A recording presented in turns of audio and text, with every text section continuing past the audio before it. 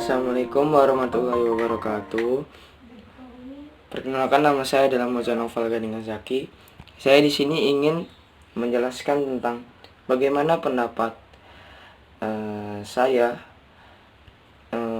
tentang COVID-19 ini yang mengharuskan kita belajar di rumah. Nah, COVID-19 ya. Pertama saya jelaskan dulu COVID-19. COVID-19 adalah singkatan dari Coronavirus Disease 2019 atau disingkat COVID-19. Adalah penyakit menular disebabkan oleh SARS-CoV-2. Salah satu jenis coronavirus. Penderita COVID-19 dapat mengalami demam, batuk kering, dan kesulitan bernafas pada penderita yang rentan menyakiti dengan berujung pada pneumonia, kegagalan multi organ. Nah, dalam situasi virus corona Indonesia ini berdampak pada dunia pendidikan. Pemerintah pusat hingga daerah memberikan kebijakan meliburkan seluruh lembaga pendidikan. Hal ini dilakukan sebagai upaya mencegah penularan coronavirus. Akan tetapi, pendidikan tidak berhenti begitu saja. Contohnya, saat ini seluruh perguruan tinggi menerapkan kuliah online. Nah, dalam dunia pendidikan online seperti ini, apakah dampak positif dan negatif yang bisa terjadi? Nah, saya sebutkan. Dampak positif dari sekolah online ya ada dua, yaitu kita bisa mendapatkan materi dengan mudah, belajar mengevaluasi pembelajaran sendiri di rumah sesuai keinginan hati kita masing-masing, sambil tiduran, sambil makan, sambil bercanda, sambil bersama keluarga yang pasti sembari menerapkan social distancing dan tetap di rumah atau kos mengikuti anjuran pemerintah. Yang kedua, kita bisa di ruangan tertutup ataupun di ruangan yang terbuka, teras, rumah, kos. Selain itu, kita bisa belajar dengan bebas tanpa ada batasan waktu yang ditetapkan oleh guru yang biasa diterapkan untuk setiap mata pelajaran, sehingga kita bisa mudah untuk memahami materi yang disampaikan oleh dosen atau guru tersebut. Kita bisa mengatur jam belajar kita sesuka hati tanpa terpatok dengan jadwal mata kuliah. Nah,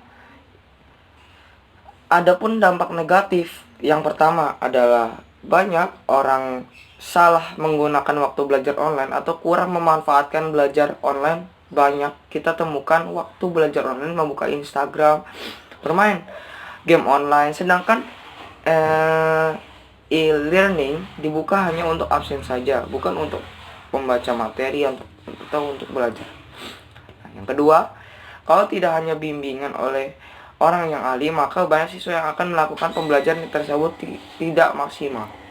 Ya, mungkin hanya satu target yang ingin dicapai mahasiswa tersebut, seperti absen. Kalau sudah absen, ya sudah tidak punya upaya untuk mencapai pembelajaran dalam online tersebut. Kurangnya belajar mandiri seperti ini dapat berdampak pada materi yang tidak dipahami oleh mahasiswa, dan saat masuk kembali untuk mengikuti ujian dan pembelajaran lagi, mahasiswa ketinggalan dan tidak paham dengan materi Bremo HAM PTS T1TI. Dan saya di sini ingin juga menjelaskan bahwa apa dampak bagi bangsa dan negara COVID-19 ini dalam dunia pendidikan. Nah, dampak mewabahnya virus corona COVID-19 ini kini juga telah dirasakan oleh dunia pendidikan. Hal ini telah diakui oleh Organisasi Pendidikan, Keilmuan, Kebudayaan Perserikatan Bangsa-Bangsa atau UNESCO pada Kamis tanggal 5 bulan 3, bahwa wabah virus corona ini telah berdampak pada sektor pendidikan. Hampir 300 juta orang terganggu kegiatan sekolahnya di seluruh dunia dan terancam hak-hak pendidikan mereka di masa depan. Nah, sehari sebelumnya 13 negara termasuk Cina, Italia, Jepang, dan telah menutup sekolah-sekolah di seluruh negeri upaya untuk menghentikan penyebaran virus tersebut untuk mempengaruhi hampir 290 juta siswa.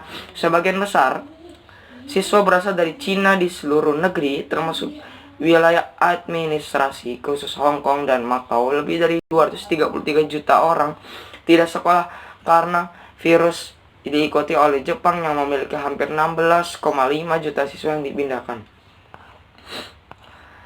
Nah, hingga saat ini kondisi penyebaran virus tersebut masih memprihatinkan.